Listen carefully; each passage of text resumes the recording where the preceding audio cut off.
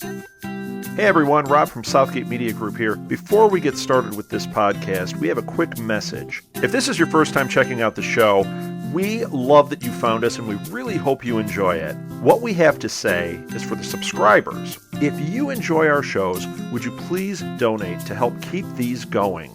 We don't want to have to put traditional ads on these shows, but this does cost money. So we really do rely heavily on donations. To make a donation to the show, please go to our website, www.southgatemediagroup.com. Go to the page for the show, and in the upper right-hand corner is a donate button. It takes you right to PayPal, and you can donate whatever amount you want. Thanks a lot for listening, everybody. And now on with the show.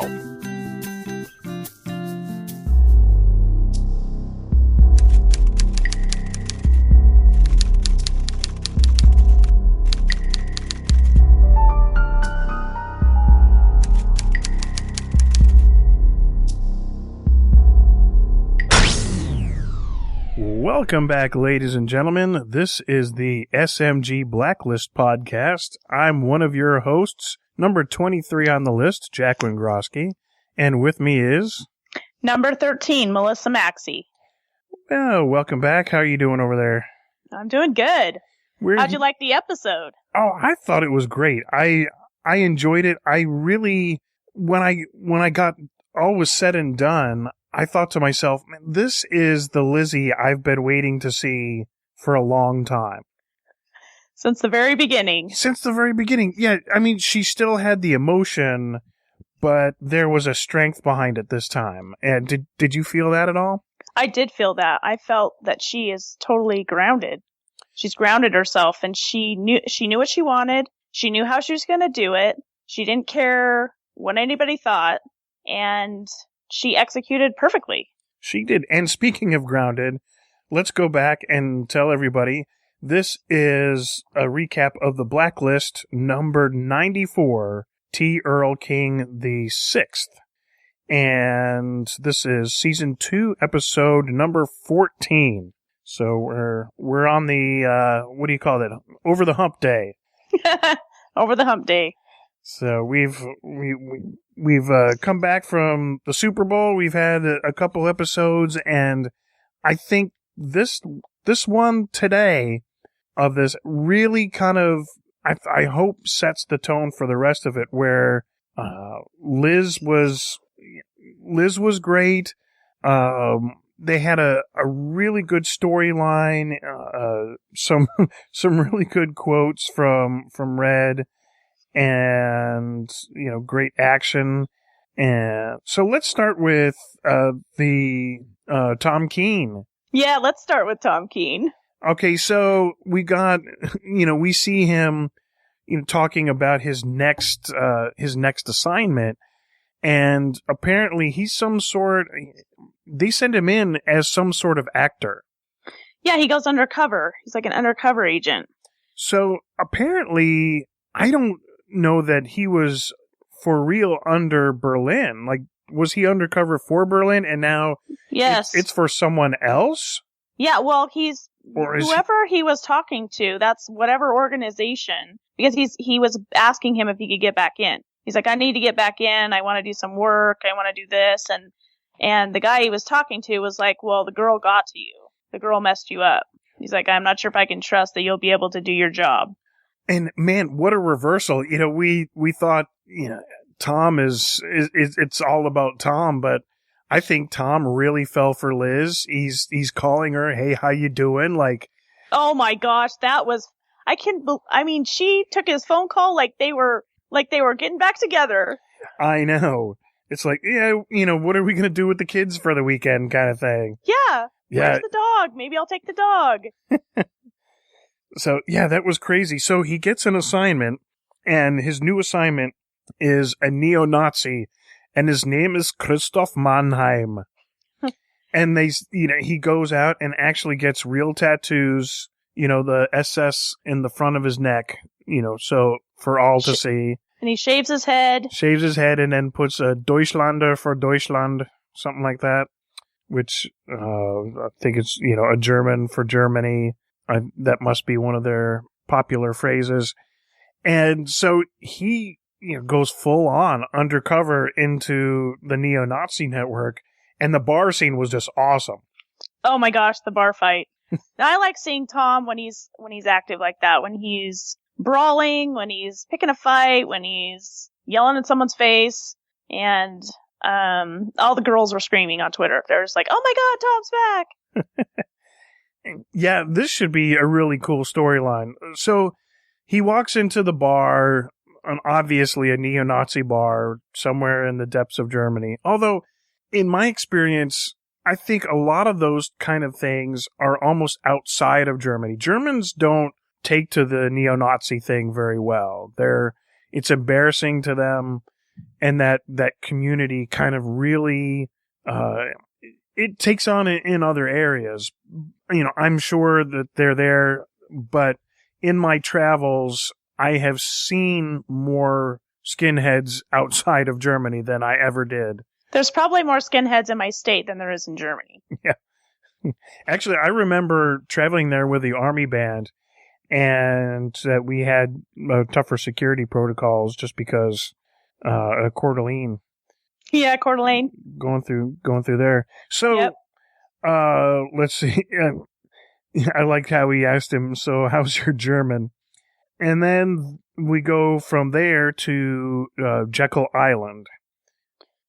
So, Red, they started out the episode with Red barging in on, Lizzie's motel. He just walks right in, basically. He knocks on the door and just pushes his way in. Mm-hmm. And Liz is in her bathrobe, and I noticed that she had it open. It was open. And then when he started talking about how Madeline Pratt had been kidnapped and we needed to go after her, and the second he mentioned Madeline Pratt, she took her robe and she cinched it.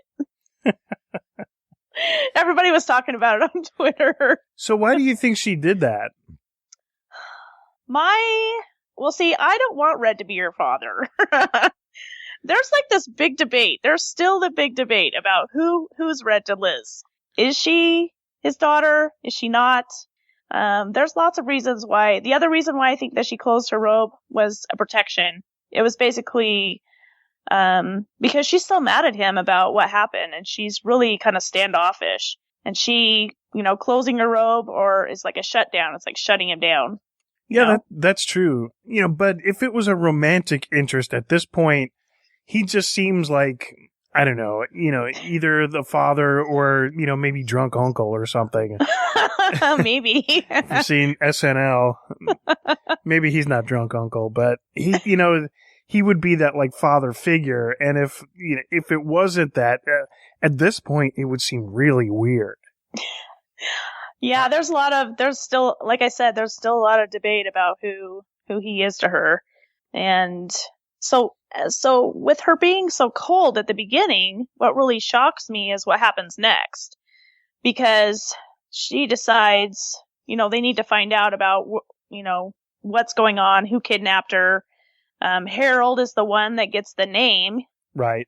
And, brings it to the group. And then they find out about the auction. And isn't this when Liz and Wrestler go off? And then this is when Red storms the place and he gets kidnapped. Right. Now, I have a theory about this, and, they didn't really answer it. Of course, later, Red kind of really gets on Lizzie for doing the rescue. But I think the Madeline Pratt thing was engineered by Red to kind of get this started, to get caught, to get involved in this.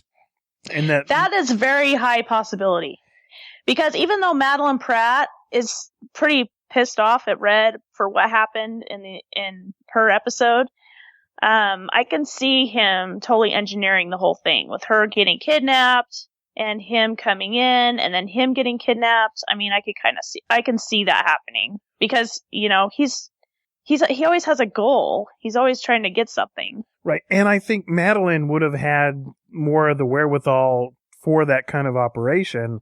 And that was, I think she was his exit strategy, because from the outside it's saying, oh, that she's got to be mad at Red, and this makes perfect sense that she would be the one to give him up.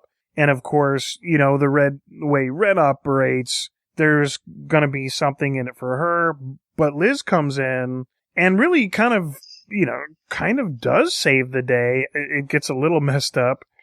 Well, what's awesome about that is when Liz finds out that Red's taken, she totally, is full bore gonna go rescue him. Right. She doesn't care what anybody's thinking or what they're planning. She's like, I'm going in.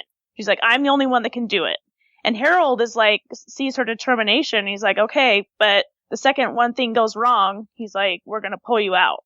Well, the thing is that when she goes undercover and they have protection for her, but they can't do anything because once she gets into the hotel, they've already got it, set up in a way where the FBI totally has no control. Right. But, if she could go in as I forget the character's name, escapes me. I didn't write it down, but she went in as this other auctionee, and they had never seen her, so they needed a young woman with some poise, and she really played it off nice. Although, this family has been in the slave trade and theft of really high profile art for about 150 years. And I think that's why you were mentioning, that's why it's Earl King VI. Yeah, because generations ago. Right.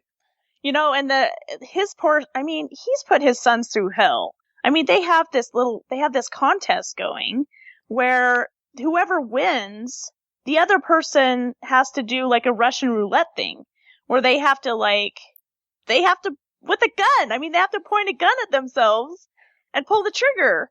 And right. If they, if it doesn't go off or they don't get killed, then woohoo, let's go around for another round.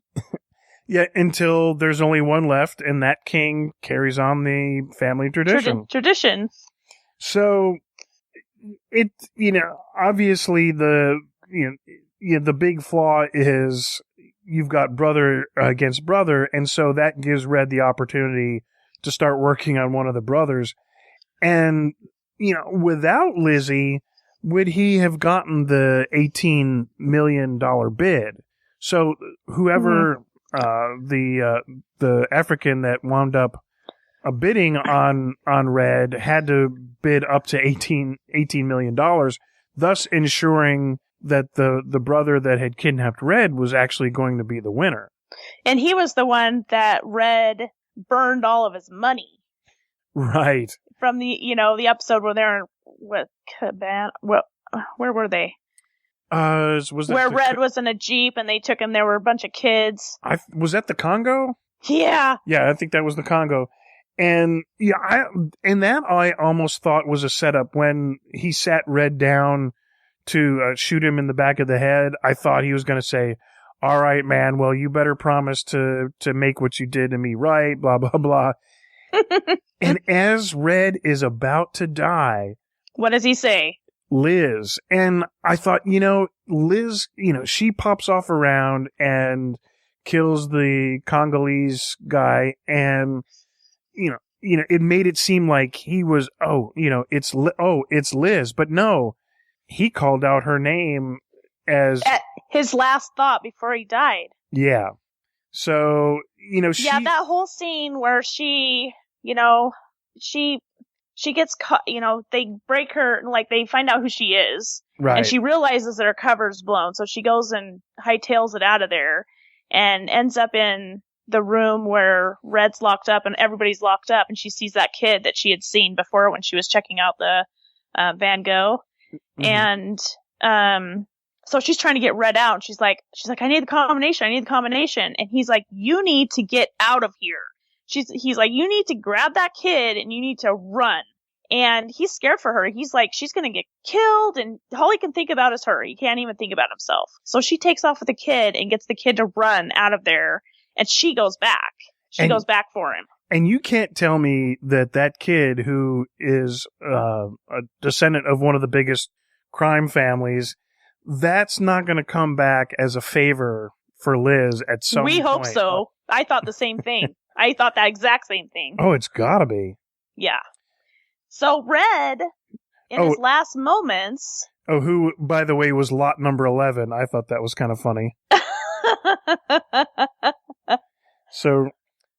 That is funny. Yeah, I had forgot to mention it earlier, but so you were saying in his final moments? Yeah, so in his final moments, he's thinking about Liz. And then as soon as he said, when she... it was just perfect timing.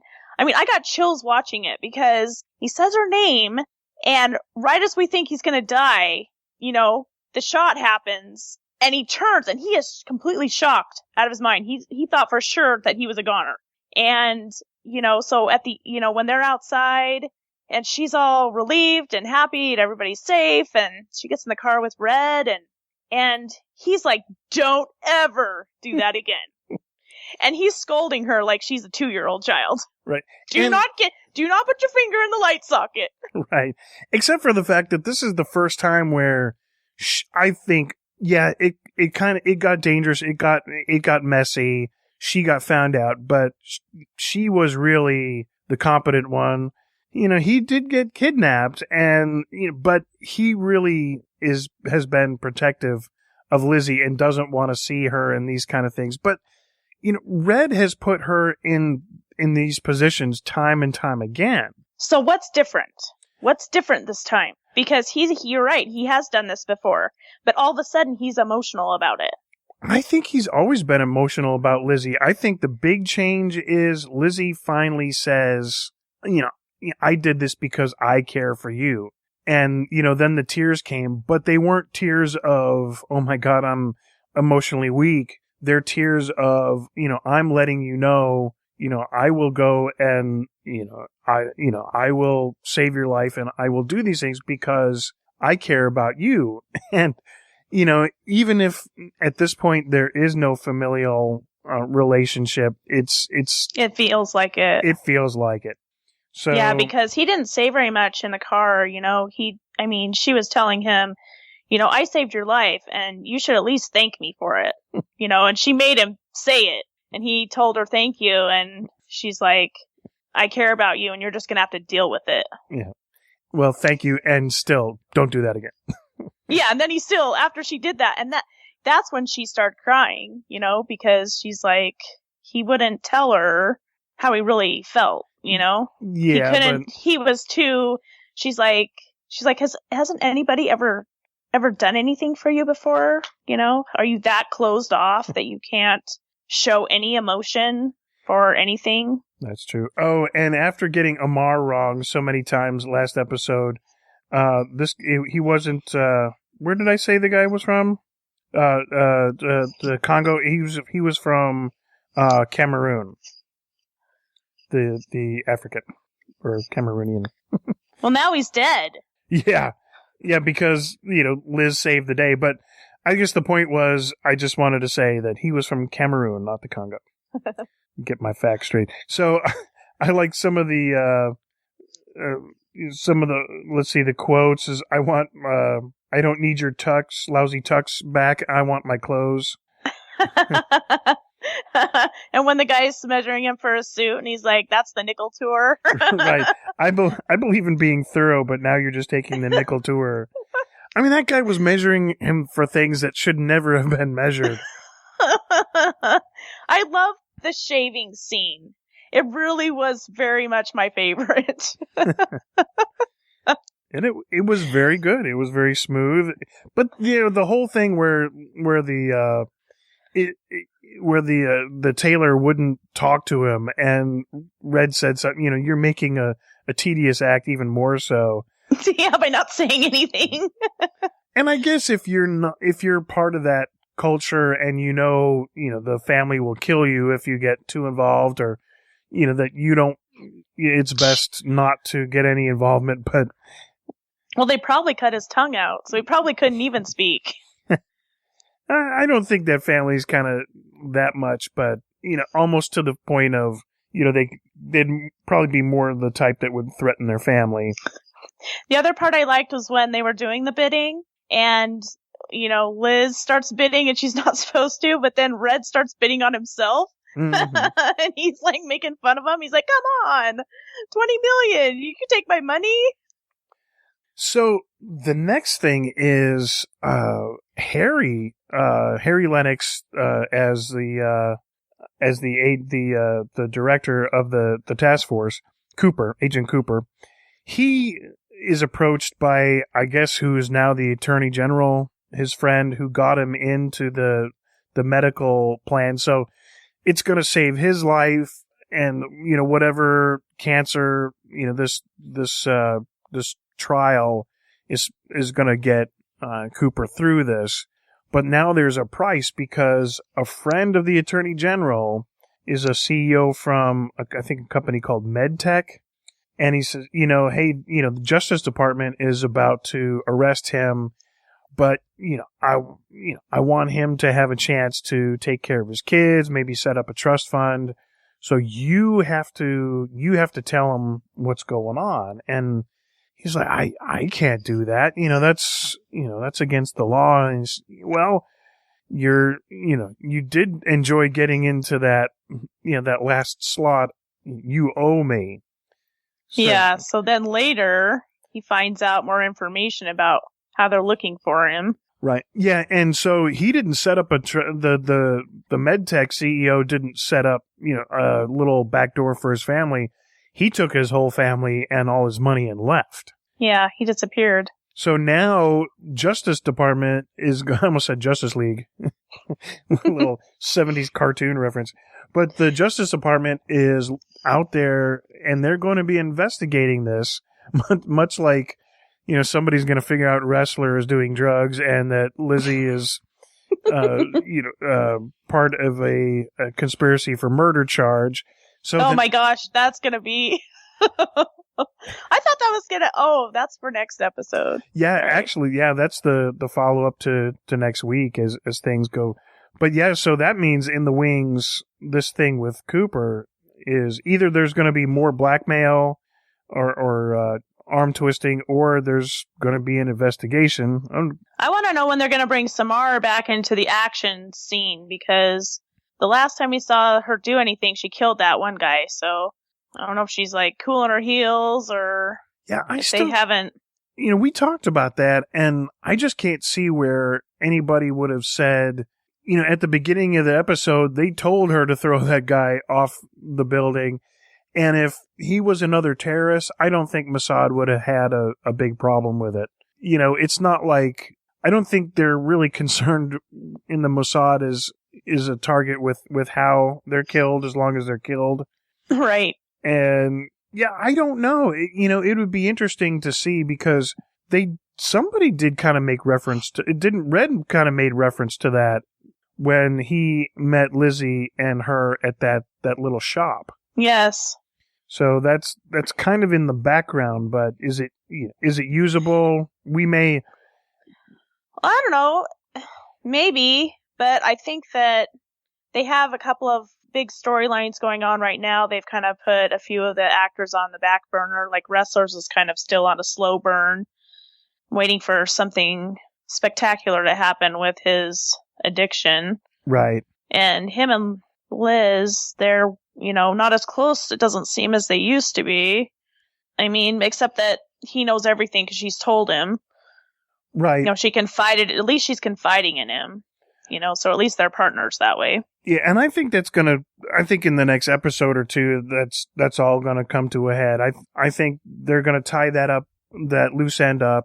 They're going to settle this thing with the trial and Lizzie and the investigation there. And then I think they're going to concentrate on the Tom Keene storyline. Well, I'm wondering what the big picture is with that, because the guy that Tom's working for talked about Lizzie specifically, and I still don't know if Red was involved in that in any way, but I know that at some point him and Tom had some sort of relationship where he was working for him or something. So I'm curious if they're going to take a couple episodes maybe to hash that out, or if they're just going to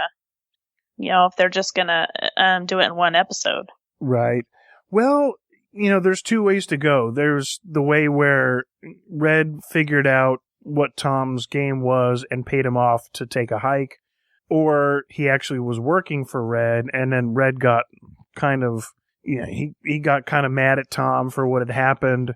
So the attitude that Red took, to me, seems more like Red kind of intercepted Tom and gave him a payoff to go away, much like a 1950s dad kind of pays the boyfriend of his daughter off. Here's $100, go take a hike, leave my daughter alone, kind of thing.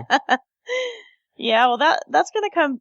Yeah, Lizzie's relationship with Red is tenuous as it is. As soon as she finds out about Tom, I don't know what's gonna happen. That might make her crack. She might go ballistic on a couple people. I think she'll go through what she does. She won't talk to him for the first 15 minutes of, 1 or 2 or 3 episodes, and then she'll get over it. Well, she hasn't had a really big breakdown for a while, so I'm wondering what's going to happen, if she's really going to have some explosive moment where she's going to freak. Why does Lizzie need a breakdown, though? Do we, I mean, she doesn't, and I don't want to see it, but it could happen. How many Clint Eastwood movies did you see where Clint has a breakdown? I mean, I love him. Why do make my day? Why do the heroines need? Why do they need breakdowns? I don't think Even Scully had a breakdown. Scully's like the strongest character on TV. Yeah, but Starsky and Hutch never had breakdowns. They never Are you sure? Because when they were standing on that cliff and they were getting ready to go over, I don't know. There was some screaming going down. Well, there's screaming, but not the emotional breakdown. It was more like a release of tension. But yeah, I think when things when they want to shake things up, I'm sure that the Tom thing's going to come out. Because they got to bring him back. There's going to be some tension, and then they're really going to have to kind of go ahead and talk about what happened between Red and Tom, because there's no other reason to bring him back. Well, at least between Tom and Red, because Red's going to hunt him down like a dog. Oh yeah, he's going to be like the mad father. But Tom's now pining for Liz, and it's KISSING. Yeah, and Liz is like, step off, buddy. This is like a bad news. That was hilarious. I love that conversation where he's telling her how to be an undercover. Right. And she's like, are we having this conversation? I gotta go. Right, but she used it. So she did. If you didn't catch it in the show, he says, look, you're going into this situation where people are going to start asking questions, and if there's one that you can't answer, go ahead and sneeze, because 99% of the time that person will forget what they were asking and say, bless you, and so she goes in and says, oh, I went to Yale and then Columbia, and one of the king's son says, oh, I went to Columbia. What did you think about, the Dickie? And she didn't know what it meant. She didn't know what it meant. So she did the sneeze, and he completely forgot. And she was really ready to go on. And then Red picked up on it and finished the conversation. But, normally that would have been, oh, I saved, look what I did to save Lizzie. But no, that one was that was her doing, and it was advice from Tom. I saw something strange, and I don't know if you caught it, but when they were showing... You were looking at one of my selfies, weren't you? When they were showing Tom when he was shaving his head and he was looking at those pictures of disguises... Right. Did you see the picture where it was the long-bearded guy? I did, and then he was at the auction, the long-bearded guy, and I'm like, oh my god, is that Tom? And did you see Liz looking at him? I thought the same thing, and oh my god, I hope other people saw that too, because I saw it and I was like, oh my god, Tom's there. Yeah, and I really thought Tom was going to do something, at the last minute to get her out of trouble or something, but maybe he could have been there just in case. I think he was. Maybe that particular guy was one of his targets, but I think what you're thinking is that the guy in the beard was one of his disguises, and he he took a little trip to... It was totally him. I know it was. Yeah, especially because it that was too look. obvious. Right. Well, yeah, because he just stood out like a sore thumb, and he came into the room, and Liz looked at him, right. And then she did a double take, and then she ignored it. But I was like, oh my gosh, that's Tom. It's Tom Keene as an Amish farmer. I know. Yeah, well, of course, you couldn't see anything else, but you could see this, like, big, giant Amishish beard. And I know, I'm like, something's out of place here. Yeah. I'm like, this is like Dr. Seuss. Exactly. Or, Where's Waldo? Oh my gosh. Nobody's talked about it. I don't think anybody else caught it because there's no chatter on Instagram or Twitter about it. I'm going to bring it up. I'm going to take a picture and be like, who do you think this is? I think that's a good idea because, I actually... You thought it too, huh? I thought the same thing, but since they didn't really act on it, my thinking was I kind of forgot about it because there was no action to follow. It was like, wow, how did he get out there? I remember the disguise and all that, but it's like, yeah, well, nothing really happened with it, so I just kind of put it out of my mind. But no, I definitely thought the same thing. That's so cool. So I guess anything else you can think of? No, I think we covered the episode. So the next episode number 15 coming up, where they're saying this is the next blacklist is the one that can clear Liz. Yeah, because it shows in the preview where she's standing in front of a judge getting sworn in, and she's going to lie. Well, she doesn't have to lie. She just doesn't have to give any facts or the truth. I mean, she can pretty much hide under the fact that, this is the task force. The bad news for the task force, and of course Cooper, in the preview, Cooper brings us up, this could bring down, the whole group if a bunch of eyes kind of come in. And, you lose any sort of anonymity. So this is a real blow to the task force, but it's a blacklister that is going to come in and clear Liz. And I'm not sure how that's going to work because it's going to be Tom because he's a blacklister. What number is he on the list? Number 6. Is he really? Was he on the blacklist? I don't know. Or was he or was he added? After he might be added. I think he's high on the list because isn't Red number 3? Yeah, but it's his own list. I mean, Red can't. Well, yeah, but he's on his own list. Is he on his own list? I don't. It's his list. We need to check it out. No, yeah, I don't think Red would. It's Red's blacklist, so I don't think Red could be on it. I think maybe he's like third on the FBI most wanted list. But maybe that's it. Yeah, we could definitely check that out. But I think we're gonna find out. It's either a character from the past or somebody new, but. It's definitely a new blacklister that's going to come to her aid. I don't know how they're gonna really kind of come back to the trial without a witness, but it sounds like that they're gonna go at it. Maybe they're gonna see if they can try and break the witness or right. It should be interesting. Yeah, it will be very interesting. All right, well, I guess we'll find out next week. Come back and check out the podcasts. Check out our website at www.southgatemediagroup.com, which has got our sponsors, and you can review us on iTunes. You can check out, my Twitter is at jwengroski, and Melissa? At msmaxi. And then we have ones for the Twitter and Instagram. Our Twitter is BlacklistPod.